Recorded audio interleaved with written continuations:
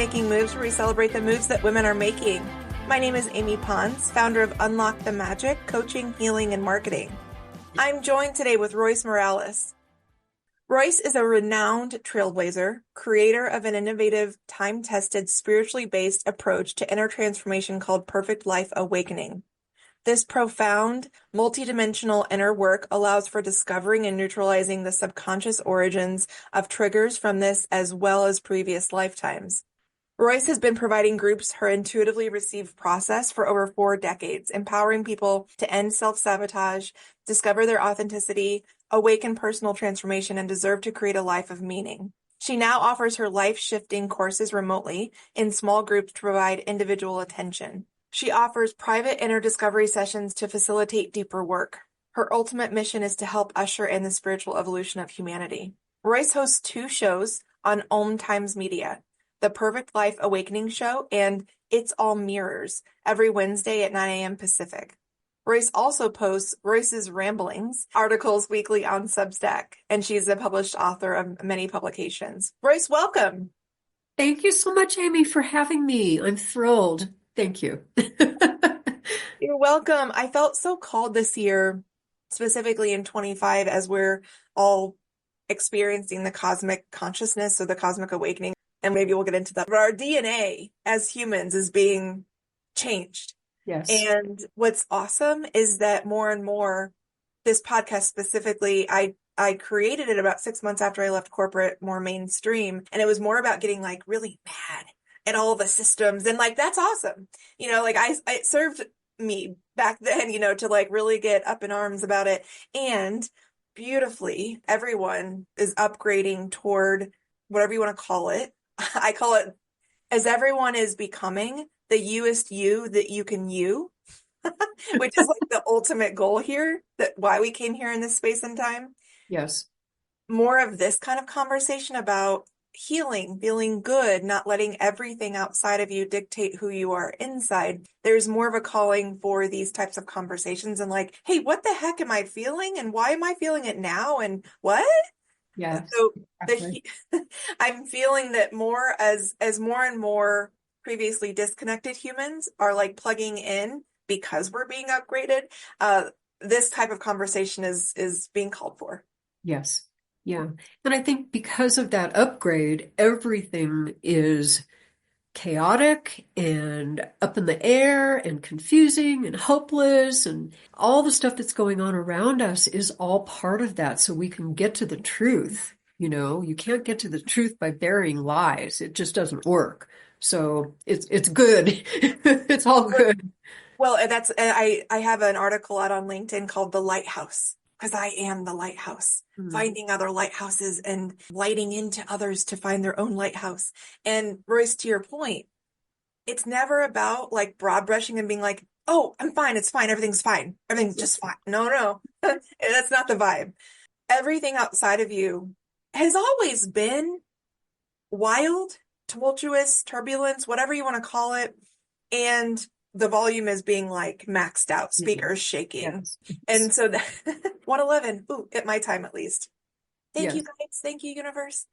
So to your point, it's not about like, let's just feel good. It's feel your feels. Yes. And understand what it is igniting inside you so that you can feel good. So something I was sharing this morning with someone was they're like, I had kind of like a complete meltdown. And then I felt amazing. I feel like I'm going crazy. I'm like, well, the meltdown was the moving through it, though. That's why you were able to come out the other side and feel amazing. Yeah. But we're just not used to, I'll say we, the larger collective over the past 100 years necessarily isn't, well, maybe since the beginning of time, isn't used to feeling through. Yeah. Yeah. That's a very important thing that you just said. And I talk about that a lot in my program because we're taught pretty much from day one to not feel. We're yelled at if we're upset. We're told we're silly. If you do that, you're going to go to your room. All these things that we're told. And we've just learned from day one to start suppressing our emotions. And the way I talk about emotions, I compare them to circles that want to be completed. The circle starts and then we stop it and we pull back. instead of just allowing it to complete itself and then it's done, and it's like, oh, okay, I'm done. Thank you. And I think that's beautiful. And you go back to like when it started. So oftentimes I'll say, when's the last time when I was a really small child, I used to take a stick and just kind of dig around in the dirt. And it was the most fun, like ever. Huh. I'm like, maybe I should do that more often. Yeah, definitely. There you go. Before someone said, oh, stop that, you're going to get dirty. Mm. Yeah. Or why are you doing that? That's so silly. Yeah. Like, you're going to do what? Yeah, Yeah. I'm gonna go play in the dirt. Okay. So whatever that looks like for everybody on any degree, Yeah. because with this awakening, and I love how, Royce, you specifically are able to connect the language so that, like, if you were to talk to me 5 years ago, I'd be like, seriously, Royce, what are you talking about? I What know. are, like, what are the actual words that you're saying? So, Yes. but it's something, again, I've had it in me, of course, my entire being. I Yeah. just kind of forgot about it for a long time. Yes. Yeah. And that's how I approach my teaching. I'm not teaching anybody anything they don't already know. I'm just awakening it. I'm just bringing it to the surface and going, here, remember this? So yeah. Yeah. That's a good point. And part of it is reinforcing this element around giving each other permission. A lot of people don't like that. It's Mm. not, first of all, detached from like the idea that you're not giving sovereignty to anyone else. It's more about, hey, that thing that you felt, that you were like, huh, that's weird. That's such a coincidence. Oh yeah. Lovingly allowing, saying, is it a coincidence or did you call that in? You did. Did you create that? Yes, you Um, did. exactly. So it's allowing that space to be like, oh no, you did that. Great Yeah. job. So, and then once they start to trust it for themselves, they're like, oh, Yeah. oh, I create everything. Got it. Yeah. And that's the hardest thing for people to get. Yes. That is the number one most difficult thing for people to get when I teach them that, because that encompasses not just the positive stuff, but the negative stuff. It's like, well, why did I attract that? What did I need to get from that? What is this showing me about myself that I'm in denial of? And I talk about that all the time, all the time. I call it mirroring. So whatever it is that we've suppressed in ourselves, we literally send out a message to the universe that says, I need to see this about me. Could you bring somebody over to me that's going to push my button so I can see that about my denial? And they do. And instead of saying, oh, well, thank you for showing me my denial, we just go, oh, that person's a jerk. They need to be out of my life. And also, both could be true, Yes. meaning they show you what's already in you. I love how you just said that, because I always say allowing synchronicities or allowing everything external to be a mirror for what's happening inside. I always say, like, it's both the easiest and the hardest thing to do. The reason Yes. I say it's the easiest, because once you get it, it's like, oh, whoa, mind blowing. It's like completely past our comprehension. And we're like, oh, that's right. I'm a spiritual divine being. I can create anything I want. Awesome. Yeah.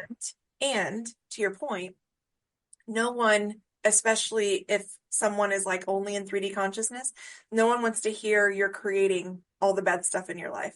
Yeah. And so I have found it's really helpful to say, yeah, that feels bad. And you get, because you're a divine being and you are becoming aware of everything outside of you, you get the choice to opt into or opt out of that energy that which does not serve your favorite self, or the stuff that really makes you mad. You don't have to opt into it. You can be aware and be like, thank you, teacher. Thank you. Thanks for mirroring back. And you get to choose to move differently. The same way that you'll sit down with someone that you just met and you're like, wow, this is wild. We have so much in common. That same commonality thread happens for the stuff that doesn't feel good too. Yeah. Yeah, absolutely. Yeah. And as you're talking, it kind of goes back to what we were talking about before, how the planet is transforming. And I keep thinking, I'm kind of, shall we say, a news junkie. Never used to be until the last few years. But now I just read everything and I just look at it in a different way. I look at it as we chose this. We may not have voted for this, but on some level, we chose this. I had a very serious awakening years and years ago, and I wish I could remember which president I was standing in the voting booth about to vote for. And I looked at the options and I said, it doesn't matter who I vote for because I've already chosen who's going to be president. And I was right. And it wasn't the person I would have voted for. So it was it was unnerving in a sense that, oh my God, I have no real power in this because on a planetary level, we need to go through something so this person gets elected. But it also felt like, oh yeah, we're all doing this together. This is great. So yeah. My gosh. I feel like so many people listening right now, their heads are exploding because they're Yeah, like, sorry. what in the actual fuck? We created this right now. So let's go there. So I was that camp last year where, oh my gosh, if you'll indulge me, I was coming back from this beautiful women's camp in the south of France at a castle. Wow. And yeah, so I was like on cloud nine. I was in the cosmos. I was coming back and like very real 3D suddenly, like I was catapulted. I was in Canada on a layover, and it was the moment where last year in the election Biden stepped away and then like in the same breath endorsed Kamala. And I was like, I was literally dancing in the airport. I was so stoked because so many levels of I'm a womanist. So I'm always amplifying women, thus women making moves. And that's not to say I don't support all humanity. I feel called to amplify women. So I was doing happy dance and I got really into the 3D politics of it all. Then I remembered oh, I don't have a say in this. It's already decided. And I had a vision April 2024 when Biden was still in. I was like, oh, it's going to be Trump. Like I absolutely knew that back in April. And then of course, when Kamala stepped forward, my 3D was like, yay, we're in charge for a while. I was like, okay. And so I like did all the things, campaigning and canvassing and holding watch parties and all this. And then about, I want to say October, maybe, my 5D and beyond tapped my shoulder and was like, remember? I was like, oh my gosh, right. I forgot. Yep. So it wasn't like I was laying down my sword and picking up like a staff and saying like, okay, I got this. I'm going to hold the frequency of what we're about to head into. And I still voted for Kamala, of course, whatever. And I knew, to your point, I love that you brought this up because this is probably one of the hardest conversations to have right now for the paradigm shift. We needed everything completely turned up on its head, uprooted, completely dismantled, start from scratch almost kind of vibes. Yes. And we weren't ready for the solution yet. We weren't ready for the balance yet. Yeah. Everything had to completely go into turmoil. And when I say these things out loud, like on LinkedIn, people are like, how could you advocate for human suffering? I didn't say that, first of all. And just because I knew intuitively everything had to be uprooted. Did it have to be this messy? Apparently No, apparently. But like, I never wish for human harm. No, I wish we could dismantle and uproot everything with no human harm, suffering, anything. I wish that so much. And that's just not how it's unfolding. Yeah, whatever it takes, whatever it takes for us to get it and for us to see our own denial in our own mirrors, really. I talk about magnification mirrors. Sometimes, if I have like an inch worth of unresolved anger in me and I'm just not willing to look at it, I'll attract somebody with 100 milligrams of of anger to help wake me up to it. And whatever it takes, it really does. So that's the kind of that's my whole goal with Lighthouse is just saying, feel more than one thing. It can feel really messy and gross outside. And at the same time, you can trust the same way we were talking about earlier, when you sit in the muck and you trust that there is something on the other side of the muck. Yeah. That's how you move through. That's the same thing here. And oh, by the way, this is an energetic ask right now. It's for us to hold that frequency, and we are literally changing and shifting and creating the world. Yes. In what we stand in. And it's going to look different for everybody all the time. You might feel called to go on the front lines and protest, whatever, or sit at home and send vibes, whatever it is. Ho'oponopono is one of my favorite to send out into the world. So thank you for giving that space to like go into that crunchiness that we have right now. Yes. Yes. And you kind of have to follow where you're led, where your higher consciousness pulls you. You know, back in the 60s, I was a hippie, a flower child, whatever you want to label me as, and I was out there all the time protesting. And now, to me, it just feels like, no, I'm just supposed to teach others about resolving their buttons and their triggers so we can get to love from a real place. And the 100th monkey theory, I don't know if you're familiar with that, but it's a great analogy. There was this island where a bunch of wild monkeys lived. And all of a sudden, one day, one of them decided to go to the river and wash the fruit that he was about to eat. Simultaneously, on all neighboring islands, all the monkeys started washing their fruit. So it's that kind of thing. It takes one person to shift a whole lot of other people. And sometimes that's the most powerful thing you can do. So I'm being the 100th monkey. Samesies. And this happened recently in my real world life. I mean, I went over to Walgreens to pick something up and there was an altercation at the checkout stand. And I was like, whoa. And I'm like, okay, so I quickly went inside myself and I started reciting Ho'oponopono. And wouldn't you know, the altercation neutralized. Wow. So it's both, again, Royce, both that easy and that hard to grasp that's just how easily we can shift energy. Yes. Yeah. And it's not necessarily casting spells. You're holding your own light Yes. and that vibrates out. I think that's something that people aren't quite necessarily getting yet. Yet. Yeah, right. Key point yet. So, well, what an intro. It's already been 20 minutes. So, Royce, what moves are you excited to be making right now? What's coming up for you?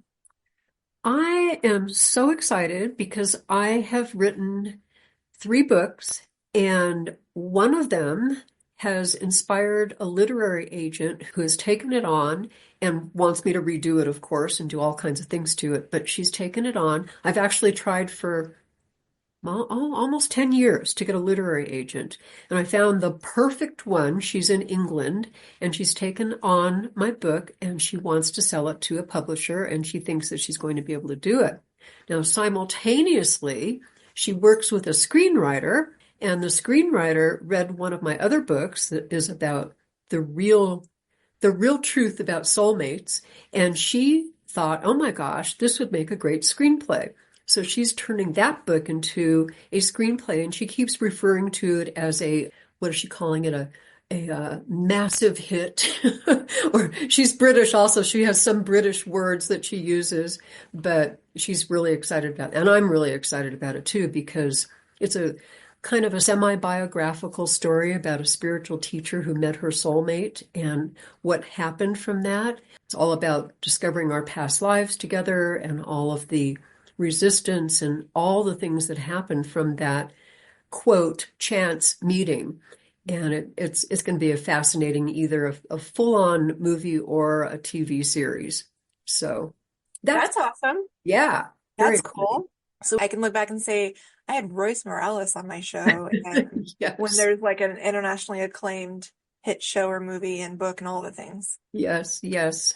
Thank you. So I feel called to ask you, how would you correlate what you just described of all these 3D amazingness, unfolding and like your teachings and your work becoming more of a mainstream global stage? We signed soul contracts for that too, right? Yes, definitely. Can you share what we just said? I sometimes when I try to go down that road of soul contracts, I'm like, okay, can we explain this in a really digestible way? And I think you'd be the greatest person to do that. Well, soul contracts are what we've chosen when we're still in a spiritual form.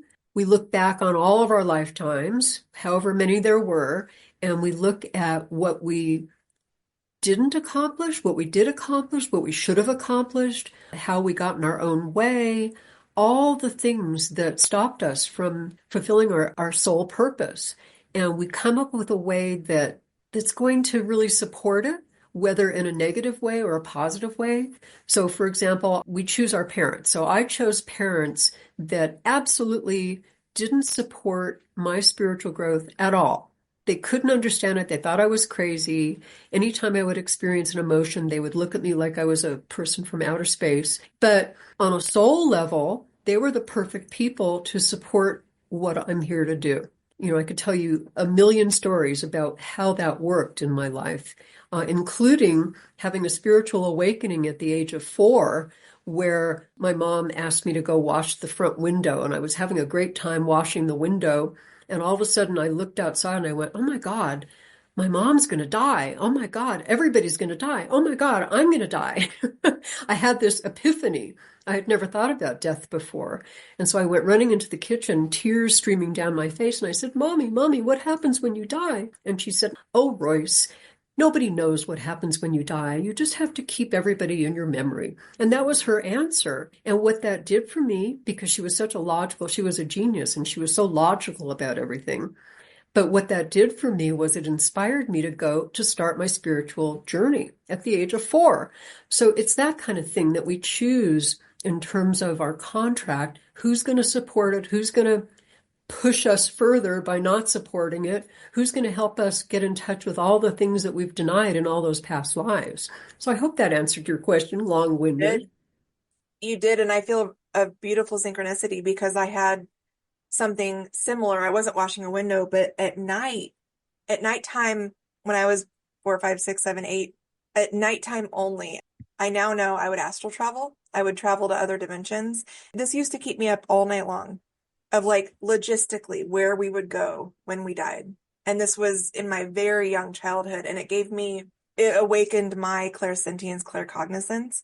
And again, it was muted for many years, but I started realizing I felt when energy around me wasn't in alignment, shall we say. Uh-huh. So that started for me as well at a very young age.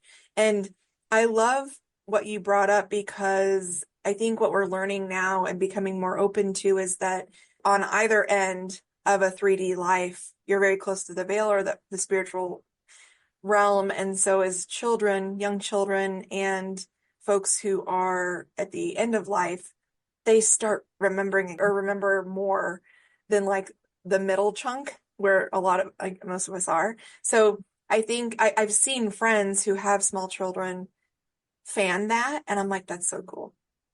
Yes. Yeah.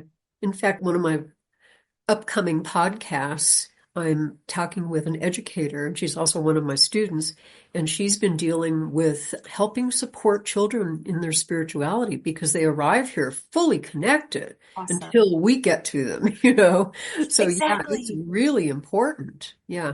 Yeah, to your point, it starts so young because we go to kindergarten, everything becomes mainstream, and you have to fit in the Yes. curriculum. And so I think that's what's awesome is that like through this DNA upgrade that we're all experiencing as well, education is going to look really interesting Oh yeah. because you kind of have to attune to every individual child. Well, our current systems have no way of supporting every individual child. So who knows? And like I always like to say, the how and the what and the when and the where and the why is none of our business.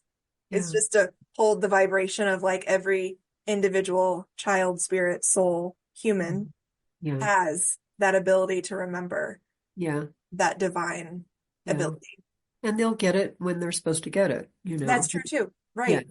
But it would Right. be really, really nice if we could support that. It'd be so cool. Yeah. I have Yeah. a friend, her daughter, she is 3 or 4. Since she was like 2, though, she has always talked about her other family, like the one that she came from before this one. Yeah. And it's awesome to talk to her Wow. about. Good for her. My friend is so awake and feeds it. She's like, tell me more about your mom. Like, what was she like? And it's so fascinating. And to the point where now this is where it's like, as a young child, one day she packed her suitcase. She's like, I'm going to go visit them. And that's when it's like, oh, okay, how do I explain this? She They packed live her too far away. She packed her suitcase. And Yeah. then she was like really upset because my friend wouldn't take her to the airport. Like it was Oh, real, wow. so Wow. then it's like, I'm sure a lot of parents are like, yeah, that's imagination. Well, it's not. It's real. And it's kind of like helping them manage expectations of, Yeah. yeah, go see them. I don't, But there's the other side too. I'll just tell a personal story. My son arrived very spiritual, very in touch, and he had these amazing experiences. He remembered his birth, things like that. And at a certain age, he completely shut that off. And we're talking about my son, a person who completely supports spirituality. He completely shut it off, and he's made fun of me ever since. So, whatever people need to go through, yeah, it's great to have parents that are supportive, but if that child needs to cut something off for some reason, that's what they'll do. right. Right. It's just trusting the pathway. And it's like, Yeah. I don't know if you call it rearing. Is this kind of like not course correcting, but just like making sure they don't run into walls or or like as best you can. Yeah. They're Yeah. going to do, everybody's supposed to be doing what they're Yeah. going to be doing. So we talked about this a little bit earlier, and this has been kind of a theme throughout, but I want to go to a post that you made actually a day ago. Is it possible to love bullies, and should we? So, and you talk about how your latest Substack is all about the tremendous lessons they offer us. So, Royce, this called to me because I talk about this so much. I'm an 8-time workplace abuse survivor, thriver, whatever you want to call it. Every single 9 to 5 mainstream workplace that I encountered over the course of 20 years ended up in a abusive type situation. I Wow. I now know that was like a repeated, not only cycle pattern from my childhood, and again, something I signed up for, but also it's of course all for me. But Royce, it's this continuing theme of things can hurt really bad. And telling someone, especially when they're in the thick of it, when it does hurt very bad, that it's all for you, that can add to the hurt. I would have told you to fuck all the way off when you were, Yeah. right after my latest experience in 22. So again, tell us why we should love bullies and what's up. And like, if you could cover the spectrum, meaning like someone who's getting bullied actively and they're really, their mental health, like it's really gotten into who they are, their soul essence, all the way to someone like me who I will continue to heal from that because it's not just my work experience, it was a longer life pattern. But I understand the other side of it too, that I'm going to do the work and like understand it and find the glimmers, unlock the magic. My business wouldn't be here had that not unfolded. So it's like an all and for me. Can you help me, especially for those people that are really hurting from a bully or from abuse or something like that, and how to start pulling the threads of the lessons again, if they're supposed to already? Right. Well, it kind of goes back to what I was saying before. You've got to feel your emotions. That's the first step.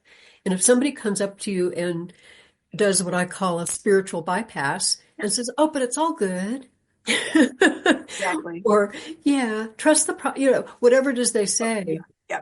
is not helpful. And I find that the best thing to do when somebody's going through that pain is just to be there and recognize it and just be a safe recipient for what they need to say and what they need to feel and what they need to go through. And eventually, especially if they know this stuff logically, eventually they'll be able to see, oh, yeah, there was so much value in this. But it also goes back to what I was saying about mirroring, because we attract whatever it is we need to see about ourselves. So maybe we wouldn't be out there beating up a child on the playground, but maybe we're doing something comparable. And to us, spiritually evolved people that we are, even that one little bit of bullying, again, can be magnified so we can get in touch with it. And that comes with some inner work. It really does. Nobody immediately wants to say, oh, yeah, well, I bullied my friend back in the second grade, or, back a few lifetimes ago, I was this terrible person bullying everybody. Nobody wants to ever see that. It's much more comfortable for us to feel like a victim.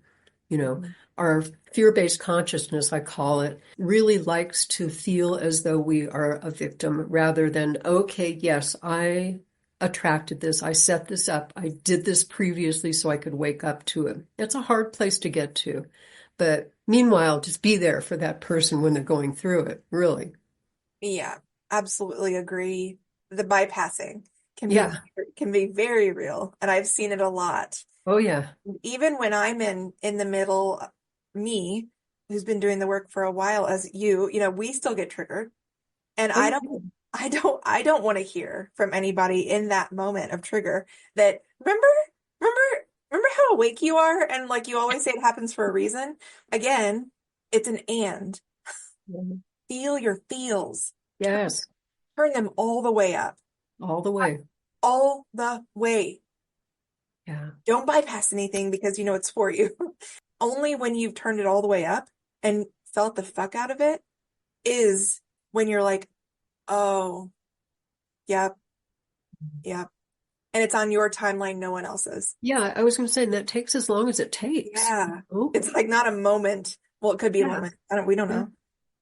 I mean, I have students that know all of this stuff. They've been hearing it from me for years, and yet, their mom died, and they're sad, and they're Yeah. upset that they're still sad after a year. It's like, well, your mom died. It's okay. You can be upset for 5 years if you want. It's fine. So, yeah. I love that you get that so much because I'm curious for you specifically. I know all this too.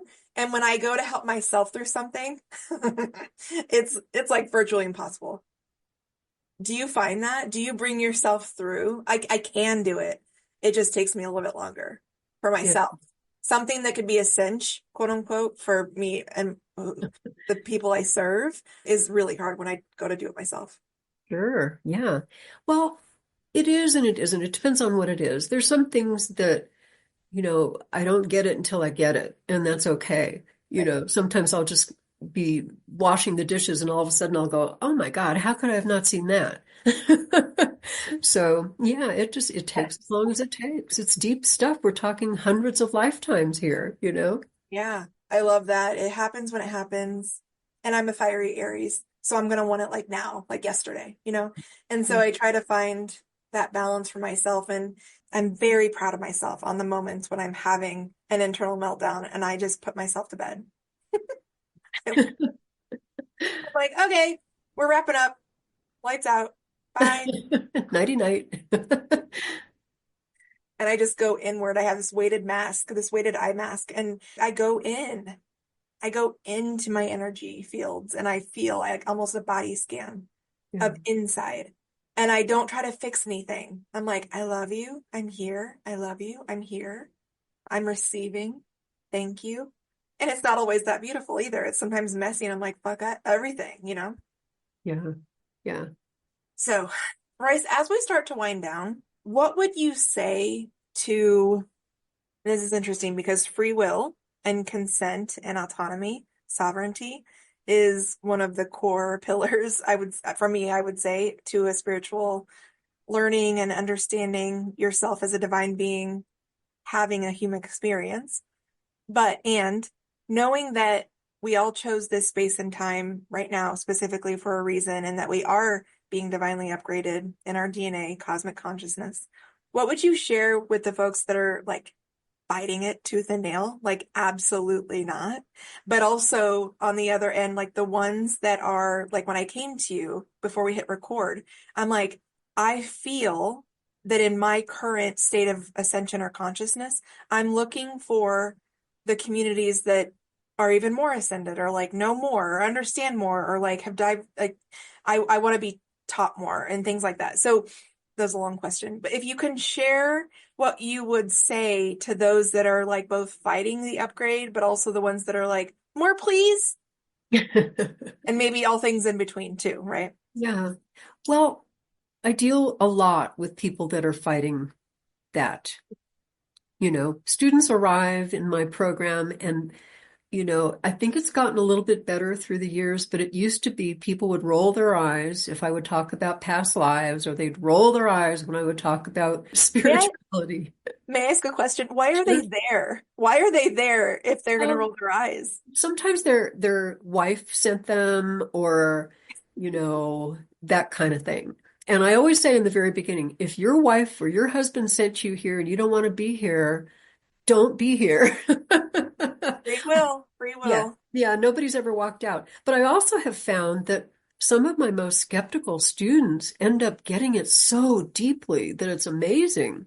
I had one student, he used to fight me every inch of the way. I would say something and he'd have his hands on his hips, ready to attack. And right now, he posts stuff on Facebook that is so profound. I'm like, who is that?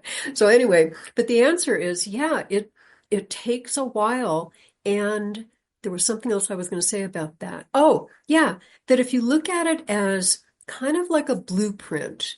So we're given a blueprint of sort of basic certain things that are going to happen, and you have free will in between each step on that blueprint. You can, jump to the next level, or you can ignore it, or you can do whatever. But there's always that basic blueprint. Like my basic blueprint from as far back as I've seen in my past lives was I'm here to teach people. Okay. So that can take various forms. It's taken 20 or 30 different lifetimes of different forms. It's taken one lifetime where I completely said, forget it, I'm not going to do it. There were many lifetimes that I killed myself because I couldn't do it, that kind of a thing. But it's always been that same blueprint, that same intention, that same divine purpose. So in terms of finding commonality or finding a community that vibes, again, put it out there. And I've already given you one suggestion before we went on tape, and it'll happen. It really will. And maybe it's supposed to just happen from you, you know? Yeah. Yeah. So amazing you said that. Because I keep getting the messages from my guys that it's like, but it's you. It's you. It's like, what are you talking about? It's you. I'm like, I want to be held. And they're like, right, it's you. Okay. Okay.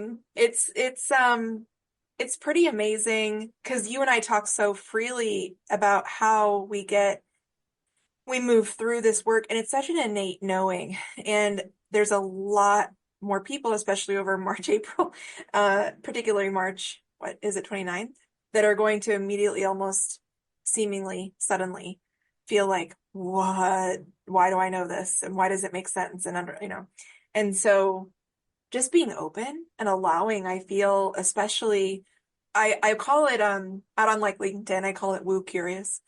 It's the idea that there is more than this like one point in time 3D human experience. Yes. That's all it's got to be.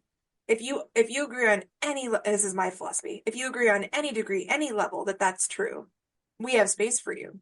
Yeah. Yeah. You don't Yeah. have to be an ascended master. You don't have to have, because, oh, by the way, none of us ever will be. Is that true? I don't think it's true. I'm listening. It was like crickets. Okay. You tell me more. I think all of us will attain that place, and some of us are already here. Awesome.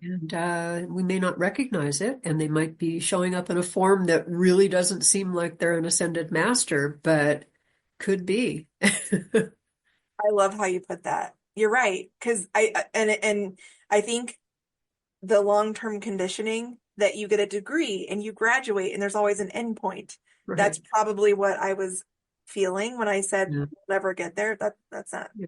that's Yeah. not that's not true. So cool. They could choose a lifetime where they're here to just push everybody's buttons and trigger everybody crazily so they finally get it. I mean, we have people in this space and time that is their exact role, and Yes. they're beautifully doing Beautiful. that. Perfectly. Yes.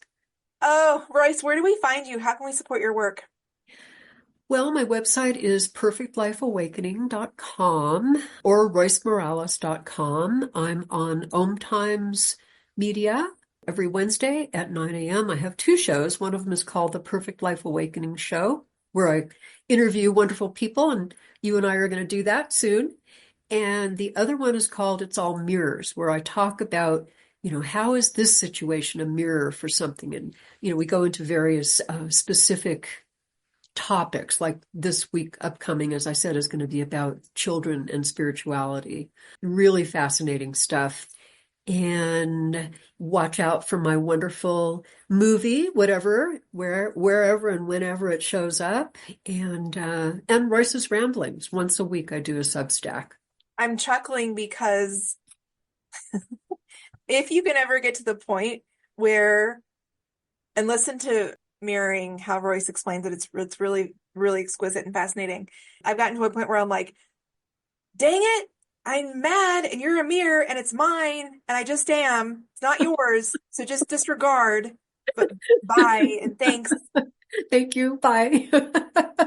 Yes. And like when I notice that I'm a mirror for someone with like my spiritual friends, one recently I was like, "Oh, you're welcome for finding an edge." She was like, "Yeah, thanks."